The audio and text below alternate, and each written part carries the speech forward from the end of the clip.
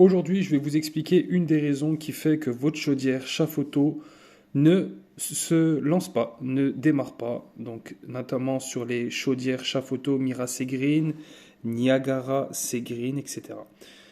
Salut tout le monde, bienvenue sur la chaîne Bleu Rouge Dépannage. On parle de plomberie et de chauffage, de dépannage, astuces. Donc, n'hésitez pas à vous abonner et on continue. Donc là, ce qui va se passer, c'est qu'on va parler du moteur de 23 voies et du clapet de la 23 voies sur les modèles Chafoto. Donc je voulais vous parler en fait d'une situation que j'ai rencontrée chez un client. Donc en fait, il y avait, donc on va mettre le moteur comme ça se présente comme ça normalement. Donc là, il y a le moteur de la 23 voies, le clapet de la 23 voies et ce petit titi qui est juste en dessous là, hop, il va se positionner en fonction de la demande qu'on va faire. Vous voyez, c'est un petit ressort là. Ok. Et le moteur ici il y a une petite tige en ferraille. Il va pousser sur la tige qu'il y a à l'intérieur en fonction de la demande qu'on va faire, si on va tirer de l'eau chaude ou on va demander du chauffage au thermostat.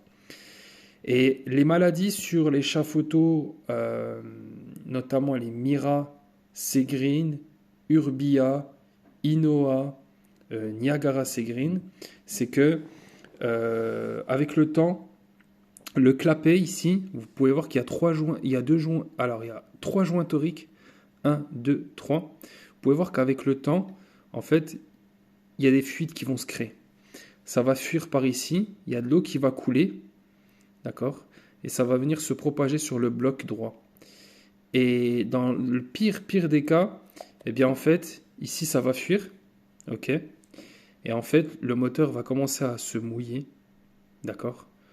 Et après, dans le pire des cas, eh ben là, en fait, ce qui va se passer, c'est que, comme dans mon cas, le moteur de la 23 voies va faire disjoncter la chaudière, voire même la faire griller.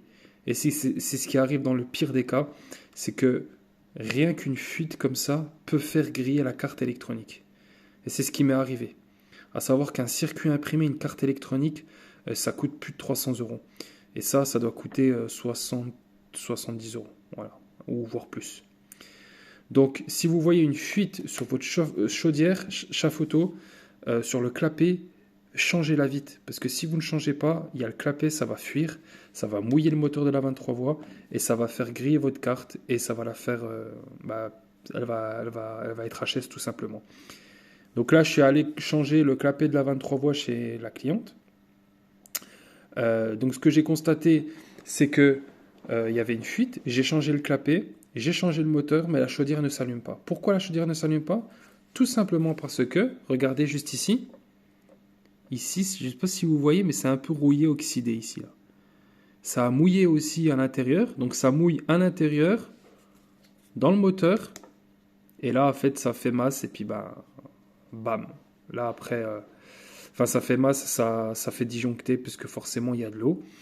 Et la carte, le fusible de la carte, il a complètement grillé et la carte, elle est foutue. Voilà, parce que le dépannage n'a pas été traité à temps, tout simplement.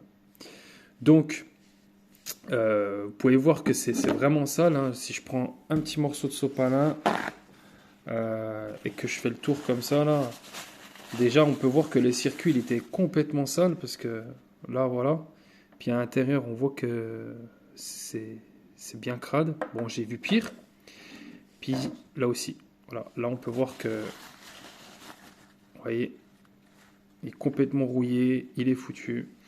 Donc j'ai changé le clapet, j'ai changé le moteur, et malgré tout, la chaudière ne s'allume pas.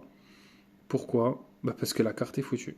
Voilà. Donc si votre chaudière Chafoto ne s'allume pas, regardez votre clapet de 23 voies s'il ne fuit pas, et si le moteur n'est pas aussi mouillé, parce que ça peut faire disjoncter votre carte.